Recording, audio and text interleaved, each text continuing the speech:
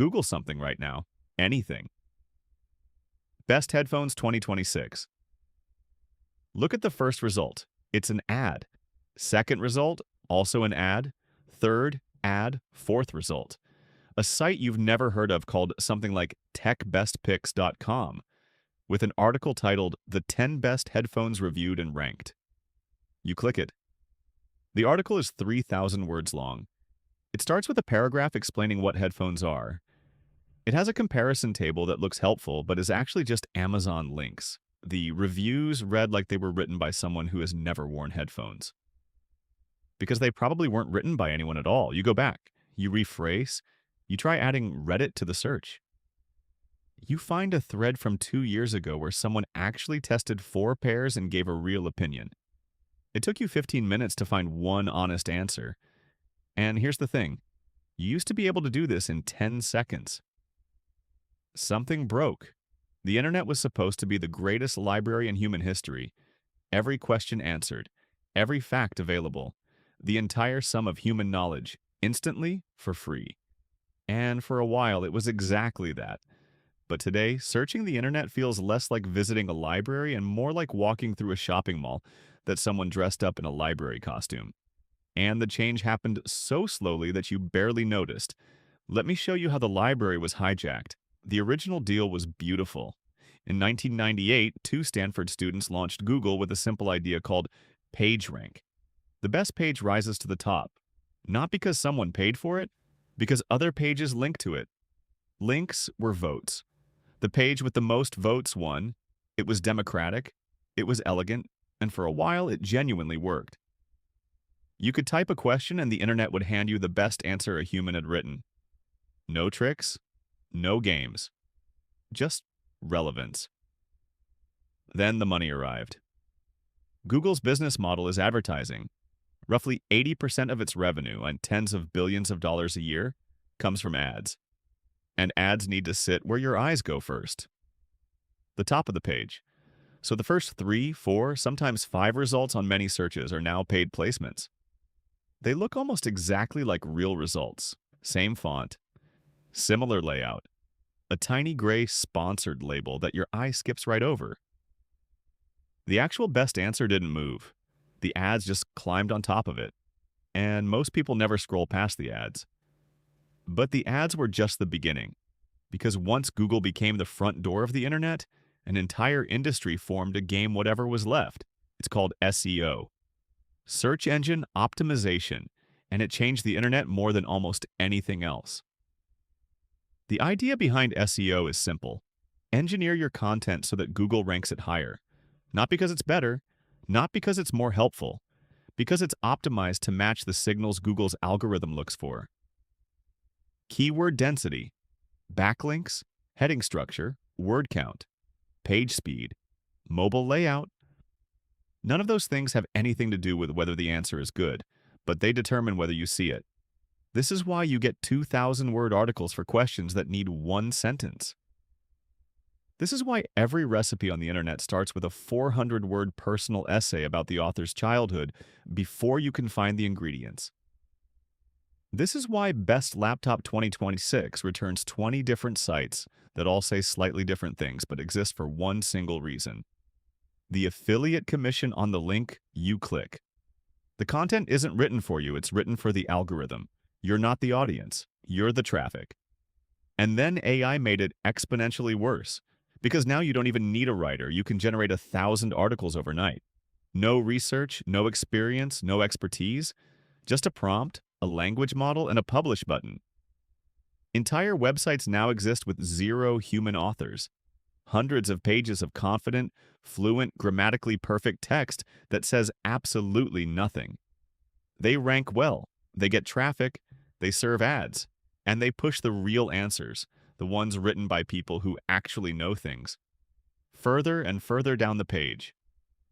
The library is filling up with books that were never read, because they were never written by anyone who cared, and people noticed.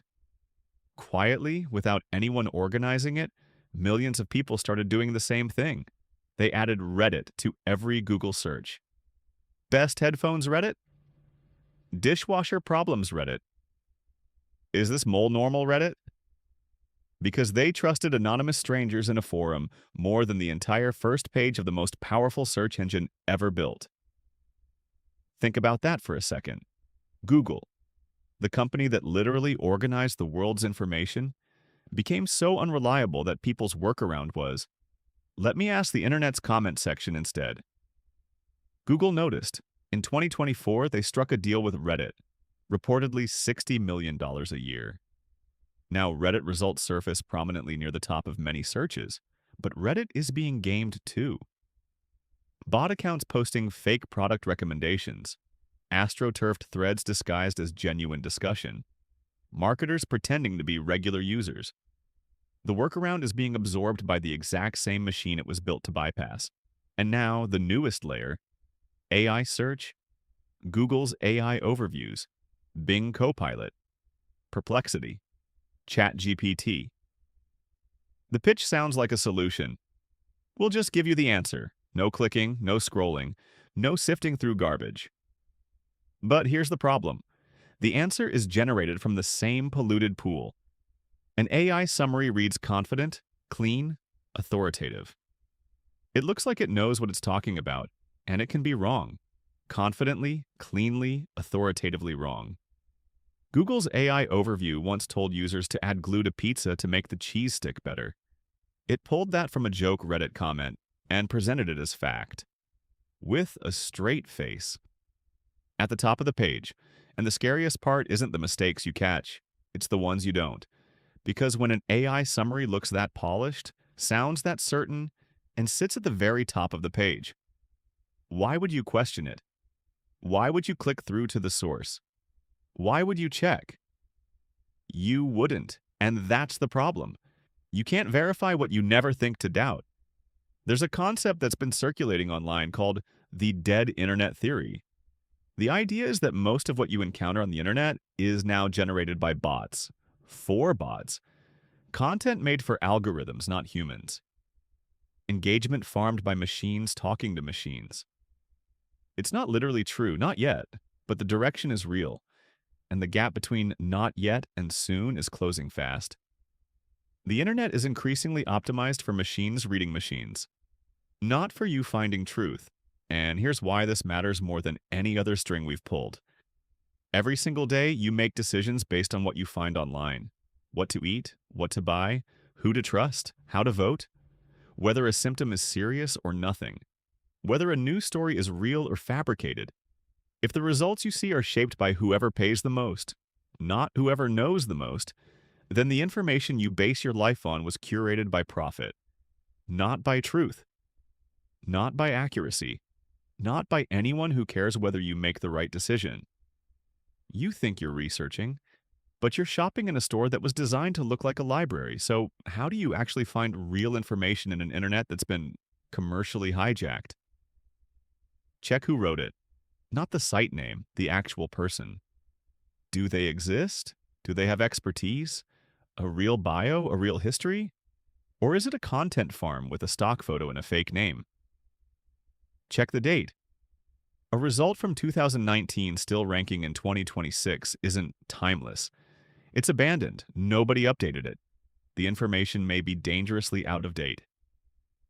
Use smaller, independent search engines. Kagi lets you pay for search without ads, which means its incentive is to give you the best answer, not the most profitable one. Brave Search runs its own index. They're not perfect, but their business model isn't built on keeping you confused. Add site:/reddit.com or site:/edu to your searches. It's crude, but it narrows results to actual human voices and academic institutions. Skip the content farms entirely and read past the first page. The real answers, the ones written by people who genuinely know things, were pushed to page 2 years ago. They're still there. They're just buried. The internet isn't dead. The library didn't burn down. But someone rearranged the shelves so you'd walk past the cash register before you could reach a book. And now you can see the strings.